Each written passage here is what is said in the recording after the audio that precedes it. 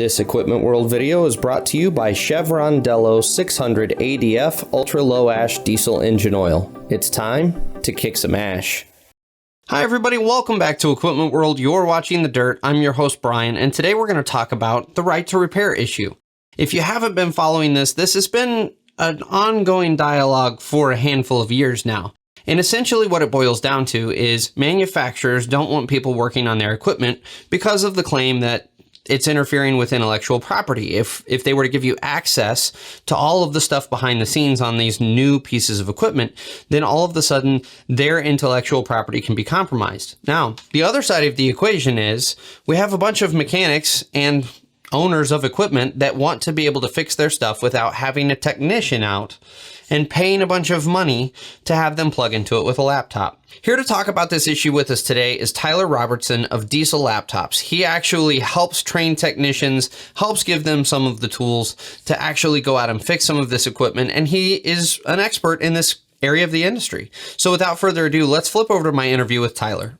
I am excited to be here on The Dirt. This is going to be, I think, a great conversation. Yeah, absolutely. So the first question I have for you is, for people who haven't necessarily been following the whole right to repair discussion, can you give kind of a brief overview as to what that discussion is and why there's so much controversy around it? Yeah, so and I'll keep it in the realm of heavy duty because I think there's automotive and right to repair phones and all these other things. But people need to understand for heavy duty, currently all we have is the heavy duty memorandum of understanding that was signed back in 2012.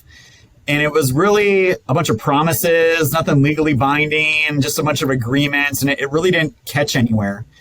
And what's happened recently is a Right to Repair Act came up for vote by Massachusetts voters in early 2021.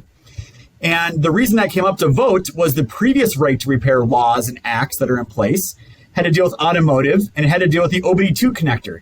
And they specifically said they need to be able to grab data off the OBD2 connector. But as we all know, the world's changed. Now we have telematics, we have devices doing data over the air, and basically Massachusetts went back to the voters and said, we need to force all of these manufacturers to provide over-the-air information. We shouldn't be beholden to OEM websites and all these other things. Let's go pass this law. So in early 2021, Massachusetts, the law went to vote by the voters, and over 75% of them voted yes. And that kind of set off a whole chain of lawsuits, indecisions, delays, and all the other things that have been happening ever since that point. So even higher level than recent legislation, essentially we're talking about the ability for you and I to be able to work on a manufacturer's piece of equipment without necessarily getting the manufacturer involved, correct?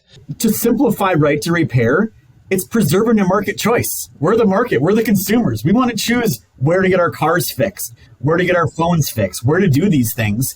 And the OEMs, typically the manufacturers, are the ones saying, nope, we're not going to let you do that. And they have a multitude of reasons that we can get into, but they're the ones pushing back on it. And it's really up to consumers using their votes, using their voice to go push forth what should be their right to preserve that market choice. It sounds to me at a very high level like this is kind of a no-brainer. Everyone should be able to get their stuff worked on wherever they want. Now, what are some of the counter arguments? What are some of the arguments against right to repair? So almost immediately after this was passed in Massachusetts, the automakers, and there's an association of automakers, they got together and they were fighting it to begin with ads on TV and whatever.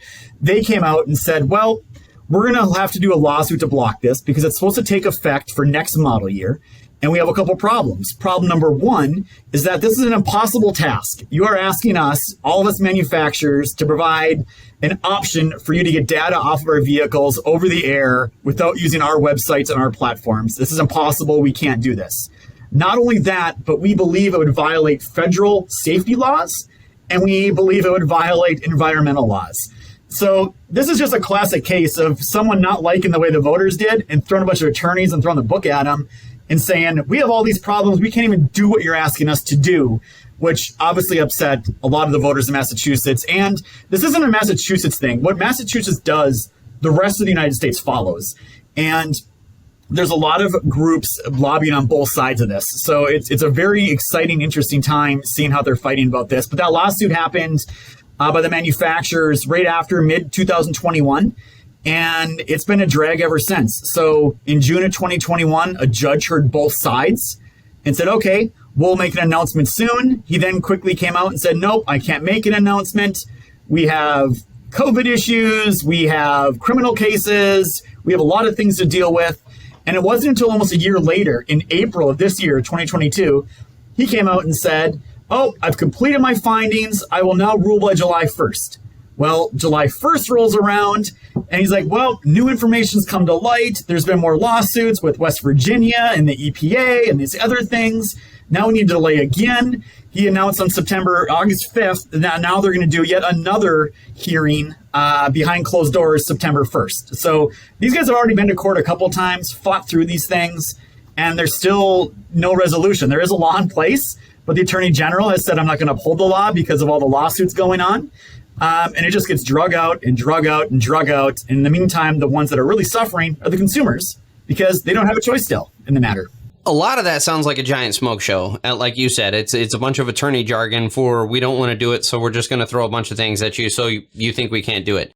But before we get into that, I want to take a second to tell you about the sponsor of this video, Chevron Lubricants.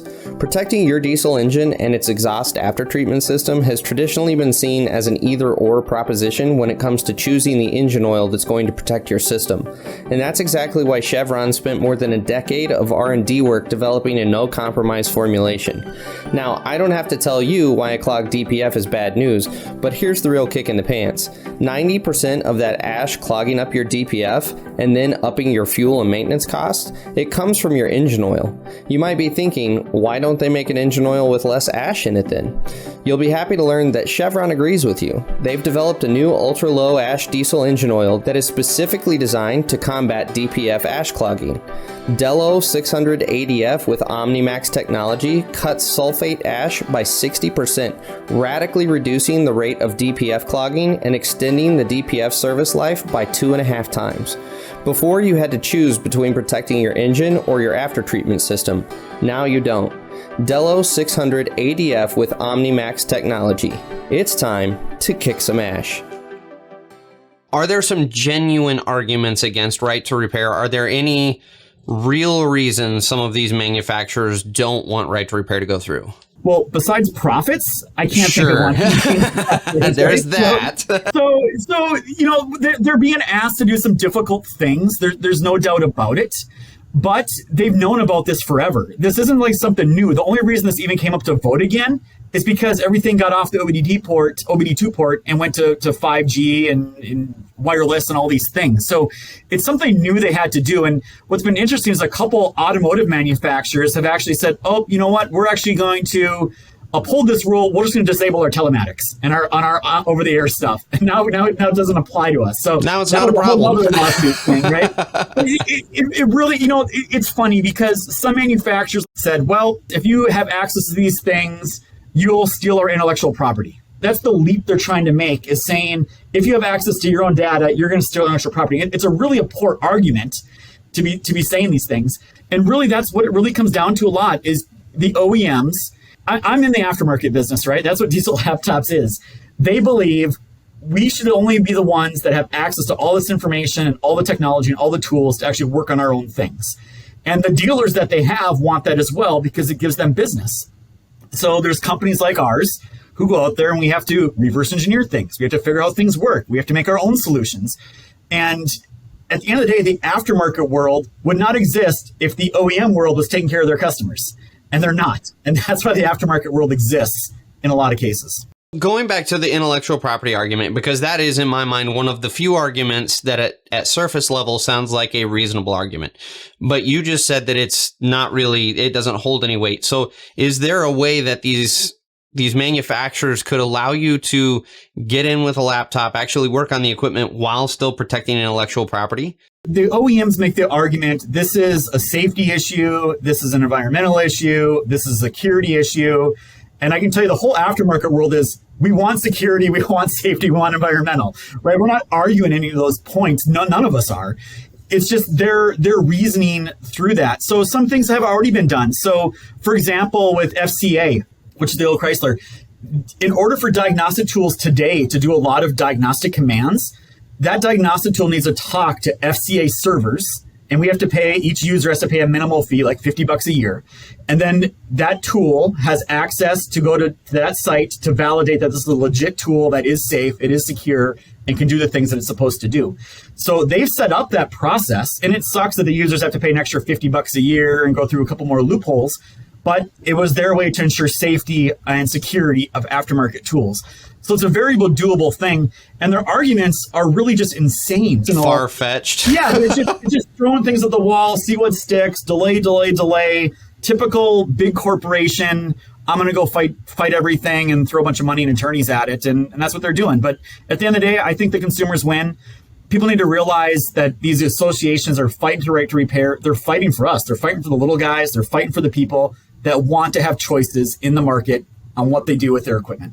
Let me ask you this, as a contractor, as one of the little guys, is there anything that I could do to potentially get involved in this argument or make my voice be heard? Yeah. So if you go to first of all, if the people Google like Massachusetts right to repair, there's a whole bunch of different associations that are all fighting for the little guy, so to speak, right? They hold plenty of webinars. There's all kinds of information on there. There's ways to get in touch with your legislators. There's letters, the templates you can write and do these things. And they need support.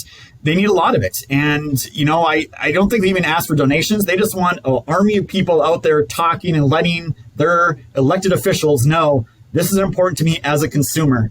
And I think most politicians are in the people's pocket. They're the people casting the votes. The OEMs don't cast votes. The people that work there cast the votes, right? So overwhelmingly, every time these things come up for debate, they come up for laws or votes, they always win. And it just goes to speak, this is what people want. And if people don't get involved, it's like you can't sit there and complain about it when you don't have a choice where to get your vehicle fixed and you have to go to the dealer, you have to bring your phone to the iPhone store or back to Android or whatever. This is what it's all about. And this conversation takes place across a multitude of industries that are all fighting together. So my final question for you is, do we at this point in time have any reasonable feel for when we could hear on a ruling, and are we expecting them to rule in favor of right to repair, or any thoughts on that? Yeah, so I've talked to people on both sides, right? So I can tell you all the people for right to repair are very confident that they're going to win, and all the people that are fighting against it are very confident they're going to win, right? So typical attorneys going to battle. I think the only ones winning here are actually the attorneys on both sides, but that's a whole nother point, right? So it's gonna be interesting. So yeah, September 1st is a closed door hearing. We won't know what's said in there unless someone leaks it or talks about it. My guess is September 1st happens, new evidence, new arguments, new whatever. This thing's gonna keep getting delayed for quite a while, and everyone's getting frustrated at it. Eventually, some things could happen. The Attorney General in Massachusetts could say, you know what, forget the lawsuits. He has, I believe it's like a 14 or 15 day notice he has to give to say he can start upholding the law, regardless of the pending lawsuit. So they can pull that, they can pull that trigger if they want to. But it's just going to take people being involved and talking about this and making sure everyone knows about it and fighting for what they believe are their rights to do things. So I'll be surprised if there's actually a decision made by this judge this year. Even if there is, my guess is there's more lawsuits, more appeals, more of all this legal jargon. And I'm not an expert in that area. I just know what I see and hear in front of me. So it'll be an interesting point. But I will tell the audience this. There are options that exist in the marketplace already that are there that are really, really good. This is just really making the OEMs legally have to do some things. So there's companies like mine. In the heavy duty world, you have Snap-on, you got Mac Tools, you got us, you got Nexic, you got Kajali, Texas. All these tools, I'll tell all of us guys, are reverse engineering without manufacturer permission in most cases and building our own software to do things. And that's perfectly legal. And that is the way it's been for a long time. Even when this passes, it's not like the OEMs are going to be like, hey, guys, here's all the software for free to go do all We're going to these be things. helpful now. Yeah. They're not magically. I'll go back to what I started with, that heavy duty memorandum act that was signed almost 10 years ago now. It was a big applause, a bunch of press releases. It got a big to-do. I can tell you 10 years later, it didn't do anything. So the world hasn't changed. It's still hard to get all the software. It's hard to get all the repair information. It's hard to hold these guys to something they signed 10 years ago. It needs legislation to really push it forward and force them to be more helpful and open the doors up for all this need that's out there for diagnostics, repair information, parts information, and everything else we all want for anything we own in our lives that we care to fix ourselves. Well, Tyler, this has been really interesting.